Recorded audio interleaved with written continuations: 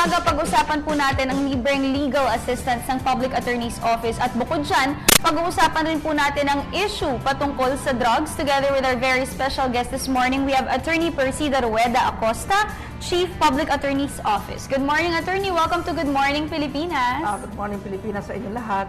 Sa inyo lahat, sa ating mga kababayan. Welcome back. Magandang umaga po. Alright, pag-usapan natin agad-agad, Jules, ang patungkol sa issue ng drugs. Can you tell us more about this, Attorney? May mga nakuha tayong 1.77 billion worth of drugs. Ano pong nangyari? Yesterday po, tayo po naging testigo sa pagdusunog at hindi po ako umalis hanggang hindi umaandar yung incinerator, no? Yung parang hurno yun no? At talagang hanggang almost 12 noon na ako umalis doon. At tiniyak ko na talagang sunog sila.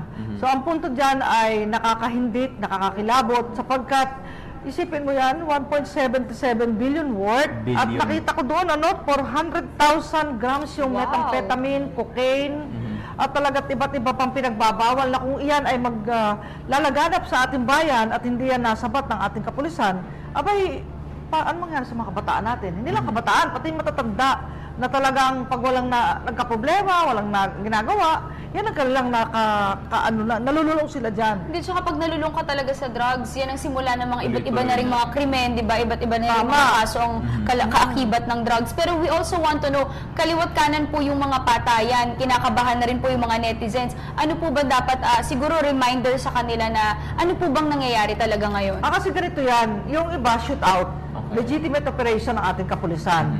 So kapag ang pulis ay nag-aresto, may warrant o may caught in the act sila, pwede silang mang-aresto. Pag lumaban, meron silang self-defense na tinatawag or fulfillment of duty. Absuelto ang pulis dyan. Pero yung mga nangyayaring salvaging, makikita mo nakapaking tape yung mukha, nakatali, ang base sa aming mga hinahagap ng mga balita at informasyon, ay mga sila ay pinapatay para wag silang mag-squill ng mga right. Yes, kasi ang pulis hindi kailangan gawin yan makakapang-aresto ang pulis, makakapag-charge ng kaso ang pulis. Bakit naman lang papatayin yan? Tao din naman sila na may puso. So malinaw yun, ma'am, na hindi pulis yung gumagawa. Halos yun ang dumating sa aming impormasyon. Kasi yung mga napapatay, sangkot talaga, mga courier, mga tulak, at mga nagbebenta. At talagang para wag sila makasigaw. That's right. Lalo ngayon, talagang may malalaking isda na handa ang ating pamahalaan na isiwalat. So para wala ng testigo, nililiquidate nila. Kasi may mga nakikita tayo, bigla na lang iba't ibang lugar, sa mga kalsada, may mga nakalagay, drug addict ako, wag tularan, di ba? Yung mga tao tuloy, kinakabahan sila. Pero alamin din natin, Jules, no? Kasi may nabalita noon na may inaresto na isang ama, suspect sila at saka yung tatay niya. Yung asawa niya, kinabukasan, pagdalaw sa kanya sa kulungan, namatay na. Ano po bang habol ng asawa? Yung asawa, kailangan pa-imbestigahan sa BGMP, bakit namatay sa loob. Alam mo yung mga kamatayan sa kulungan, bahagi ng aking disertasyon sa UP last year, no? Nakagraduate ako ng Doctor of Social Development. Mga kamatayan sa kulungan, ang pamagat ng aking disertasyon, talagang may napapatay din sa loob. At sila doon, iniuupa rin ng mastermind. At sila makikita na lang, wala nang maitim na sabihin, nagpakamatay, pero inunan, binigti. So, gano'n ang mga nangyayari sa kanila. So, talagang kailangan ay pag-aralan din ng ating BGMP kung paano mapoproteksyonan ang buhay ng mga nakakulong. Ano po nakukuha ng mga nakakulong kapag nagawa nila yung utos na yun? Ay, may bayad. May bayad yun. Hard killer sila sa loob. At meron na rin kaming datos kung ilan yung mga napapatay sa loob. At nasa aking, ilo-launch ko yung aking libro na siyang inaprubahan ng University of the Philippines, Diliman. Kaya po ako ay nakagraduate at naging doctor ako, Dr. Persida Acosta. University Press mismo. University. I am scholar po ako ng Civil Service Commission at ng UP dahil ako pinaging lingkod bayan nung panahon ni Pangulong Gloria noong 2004. So, libre po ako doon. Wala akong binabayaran kahit ano. 6 na taon yun. At papasok ko 3 hours a week. Ganon. Nasisingit to sa schedule? Nasisingit ko po yun dahil napakaganda po ng topic na aprubahan sa akin. So, talagang maraming issues po. Huwag po matakot ang ating mga kababayan kung wala naman kayong ginagawa masama. That's right. Hindi naman po kayo magiging biktima. Ngayon yung pong mga sumusuko ay napakarami na. Mahigit 10,000 na, 20,000 na yung latest count nationwide. Ibig sabihin, bakit ganito kadami yung sumukot? More or less 20,000. Hindi sila pinatay ng pulis.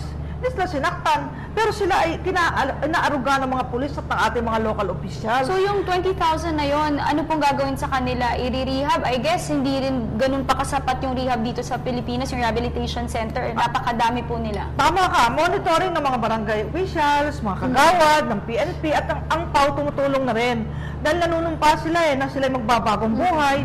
Yung mga walang kaso, hindi kakasuhan. Yung may kaso ay papapadaliin natin yung mga kaso nila sa korte para matapos. Isipin mo sa akin, di ba, pulis ang pumapatay. Kung pulis ang pumapatay, di yung 20,000 na yan, pinatay na yan ng pulis. Hindi po. Talagang rule of law ang ginagawa ng ating kapulisan. In fairness naman sa kanila. May due process. May due process. Talagang nandiyan ang rule of law sa atin at yan naman ang gusto ng ating Pangulo, rule of law. Pairali ng batas para magbagong buhay yung mga naging biktima. Biktima yung mga user na yan Kahit yung mga small time na nagtitinda, kaya nagtitinda, walang pambili ng droga. O kailangan niya magtinda para may magamit siya. Kaya paparehab daw natin siya. Alam mo, Dayan, ito yung pinaka-topic doon sa movie na nanalo si Jacqueline Jose, yung Marosa. As in, napakita doon na ito yung sitwasyon sa lahat ng mga komunidad na kaya sila pumapasok sa ganitong klaseng industriya kasi mahirap nga sila. Pero mabalik tayo doon sa sitwasyon ng droga dito sa Pilipinas. Yung 1 billion worth ng drugs na nakita dito sa isang lugar lang to. So, what more sa ibang regions? Hindi isang lugar. Metro Manila lang Metro to, Manila lang tsaka yan. Cagayan. Okay. Tsaka isang Bagwagwa, Pampanga. Pero Okay. makikita mo, 400,000 grams yung shabu, no? Methamphetamine, cocaine, ayan, ketamine. Makikita natin, may mga liquid pa. May liquid methamphetamine. Kaya makikita natin na talagang panganib ang droga sa ating lipunan. Dapat talaga umaksyon. At bakit ganito? Ganito pala katalamak ang droga. Noong mga nakaraang panahon, bakit hindi po ito nasupi? Yun ang tanong sa isip ko. Bakit nga? Bakit ngayon lang ito? Dapat ganito ka-intensive pala ang nagawa sa nakaraan. Takot na rin kasi talaga lahat ngayon. That's why we encourage everyone na makipagtulungan. Siyempre, hindi lamang ang gobyerno ang kikilos. Dapat in our own little way, makipagtulungan tayo. Attorney, bilang yung sinabi natin, Public Attorney's Office, libreng legal assistance, ano pong tulong ang maibibigay natin sa kanila? Kung sila po gusto lang sumuko, pwedeng pumunta sa ating opisina at sila po idadali natin sa PNP para magawa yung mga papeles nila. Kung may kaso sila, susuko. Ngayon, voluntary rehabilitation, tutulungan po natin. Actually, kahit po sa bahay-bahay lang nila, marirehab sila kung di na sila gagamit.